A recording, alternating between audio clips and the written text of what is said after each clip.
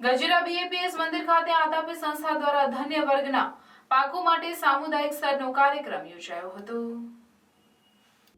Atapi foundation દ્વારા જંબુસર તાલુકાના અંદાજિત 45 જેટલા ગામોમાં ખેતી વિકાસ, પ્રાણી અને પર્યાવરણ, આરોગ્ય અને સુખાકારી, બહેનોની આજીવિકા અને આર્થિક વિકાસ, વિકલાંગતા ધરાવતા વ્યક્તિઓનું સશક્તિકરણ, વોકેશનલ ટ્રેનિંગ સહિતના કાર્યો ગામડાના ગરીબ અને મધ્યમ વર્ગના લોકો માટે કરી રહ્યા છે।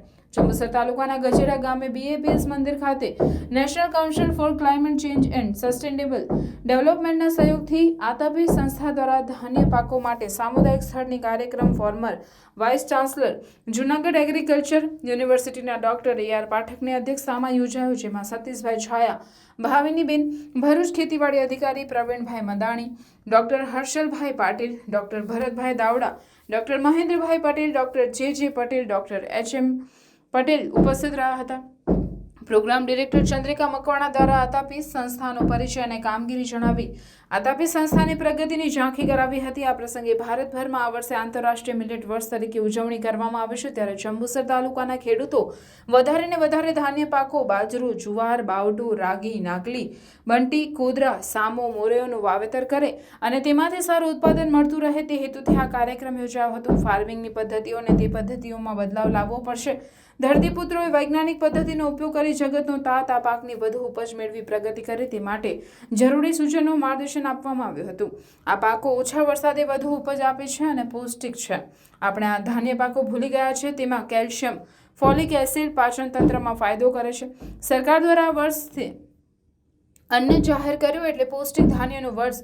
ખેડૂતો વધુ ને વધુ આ પાકોનું વાવેતર કરી વધુ ઉત્પાદન મેળવી ધાન્યનું એક્સપોર્ટ માર્કેટ સાથે જોડાણ કરી શકાય તે અંગે માહિતી રજૂ કરી હતી। આ સહિત ક્લાઇમેટની અસરો સામે ટકી શકે તેવી ધાન્ય પાકોની માહિતી આપી હતી અને ખેતીમાં બદલાવ લાવવા અને સહિયારા પદ્ધતિથી પ્રાકૃતિક ખેતી તરફ વળવા માટે સંબોધન કર્યું હતું। ખેતીમાં વધુ આવક ઊભી થાય તે માટે પાક સંરક્ષણના પગલાં માટે જૈવિક ઉપચાર કરવા ઉપસ્થિતોએ જણાવ્યું હતું।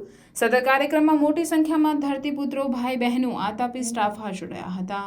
આતાપી સંસ્થા અને national council for climate change and sustainable ડેવલપમેન્ટના અને આદિત્ય બિરલાના સહયોગથી અમે national council for climate change and sustainable development એટલે કે NCCSD અમદાવાદ તરફથી એક સંયુક્ત ઉપક્રમે ઇન્ટરનેશનલ યર ઓફ મિલેટના ઉપક્રમે આ વિભાગની અંદર શ્રી અન્નનો પ્રોગ્રામ રાખવામાં આવેલ છે, જેમાં મોટી સંખ્યામાં લગભગ 101 જેટલી બહેનો અને 101 જેટલા ખેડૂત ભાઈઓ આવેલા છે। એમને શ્રી અન્ન વિશેની એટલે કે જુદા જુદા જે ધાન્ય પાકો વવાય છે, ખાસ કરીને આ ઇન્ટરનેશનલ યર ઓફ મિલેટના ઉપક્રમે બાજરી, જુવાર, રાગી અને બીજા 5 પોઝિટિવ મિલેટો જેમાં કે ચેણો આવે વગેરે આવે છે, એની માહિતી ખેડૂતોને આપવી અને આ માહિતીથી ખેડૂતો આ પાકો તરફ વળે, કારણ કે આપણા દેશની અંદર વધુમાં વધુ આપણો દેશ એ મિલેટ પાક ઉત્પાદન કરનારો છે અને આપણે એનો નિકાસ કરીએ અને ખેડૂતો ભાઈઓને ખૂબ સારો લગભગ દર વર્ષે આ જો જોવામાં આવે તો નિકાસ ખૂબ જ વધતી જાય છે।